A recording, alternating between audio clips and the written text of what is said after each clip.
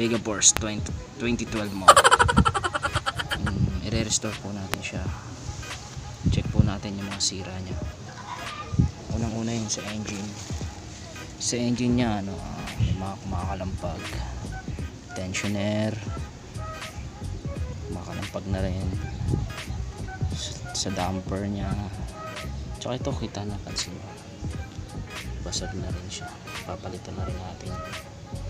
So ipapa-overhaul natin yan. Sa mga fairings naman, marami na rin basag. Basag siya dito, wala na rin siyang lens. Headlight basag na rin.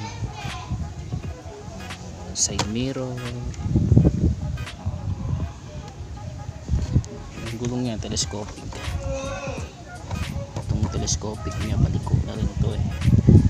Nilowered ko lang para maibiyahe ko, maiuwi.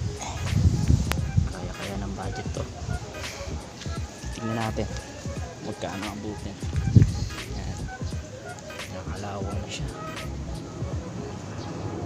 Sa ngayon babaklasin muna natin siya. Check natin pati wiring, kasi yung wiring pa rin natin yan. Repaint din natin siya. I-restore natin siya ng tipid. Hindi tayo gagastos masyado.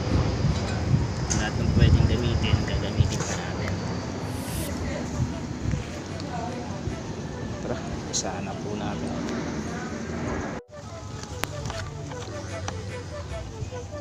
Nakatali na lang din siya, no? Medyo mahababang project po. Try pa rin natin siya i-repair. Paghanap ng kakanyeto, mahal. So discarte na natin kung paano masusolusyon.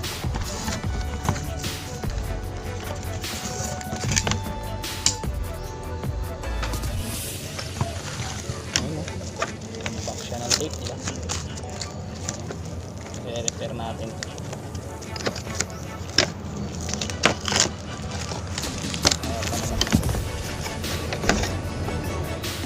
Tsagaan lang.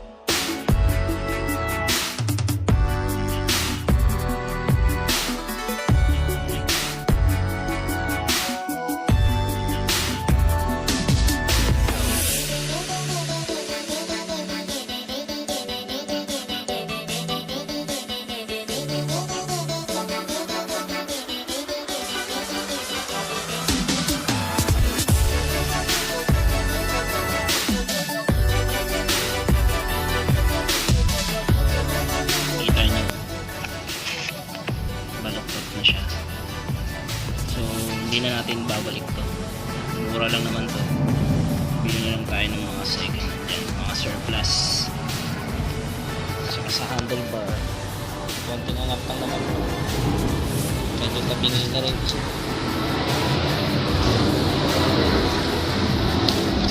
Sa engine, ito nalinis na.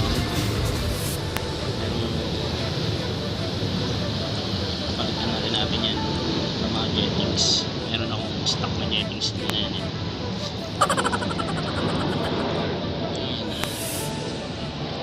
Linisin muna natin siya.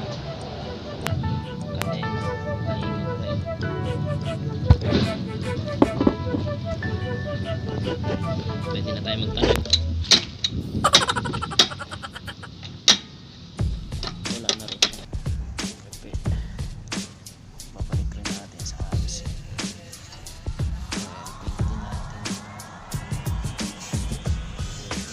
Medyo malaki-laking gagastusin natin siguro. Abot ng ano to, 5,000.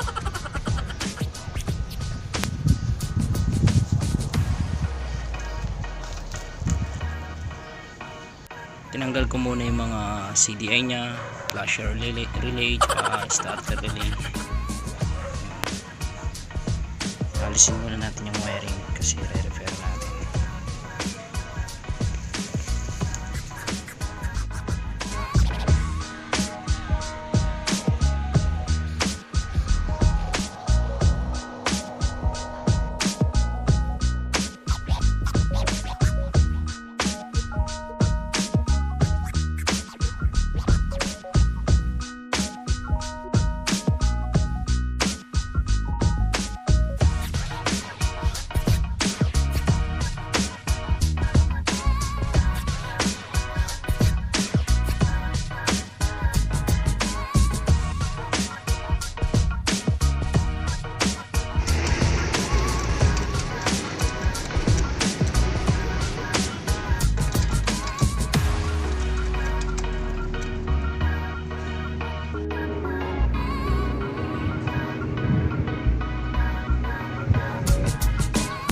Yan, engine na lang natira.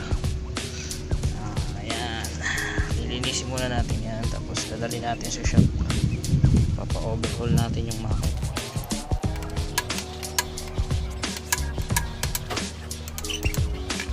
Try na siya, no? Lilinisin lang natin to, tapos saka natin siya tatagyan ng panibagong grasa niya.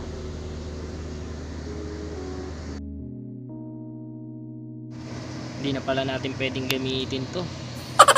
Bali na, oh. Bali na siya. Kukunin na lang natin yung bearing niya. Tapos hanap lang tayo ng bagong mga surplus.